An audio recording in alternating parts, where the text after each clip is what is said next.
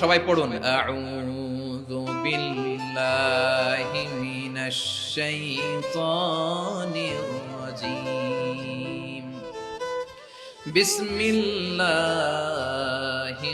রহমানির রহিম।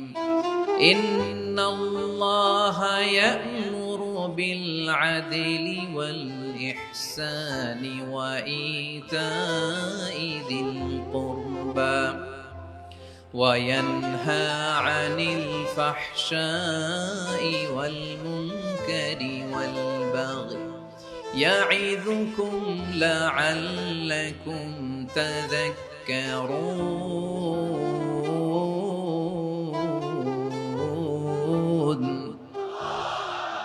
আল্লাহ তাআলা ইরশাদ করছেন, ইন্নাল্লাহা ইয়া'মুরু বিল আদলি ওয়াল ইহসান, নিশ্চয় আল্লাহ তাআলা তোমাদেরকে ন্যায় বিচারের আদেশ দেন, সদাচরণের আদেশ দেন, নিকটাত্মীয়দেরকে দানের আদেশ দেন। আদেশ কয়টা?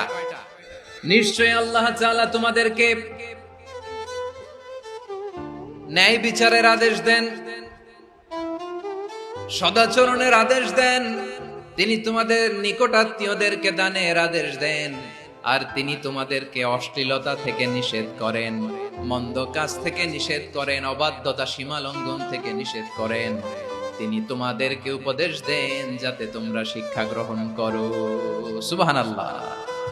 উপদেশ দিচ্ছে স্বয়ংকে, তিনটা জিনিসের আদেশ।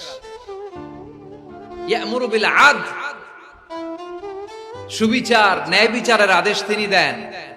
ইহসানের আদেশ দেন, যাতে আমরা ইহসান করি, একে অপরের প্রতি সুবিচার করি, মহানুভবতা দেখায়, অনুগ্রহ দেখায়, আর নিকট আত্মীয়দেরকে যেন আমরা দান করি। এই তিনটা আদেশ তিনি দিয়েছেন।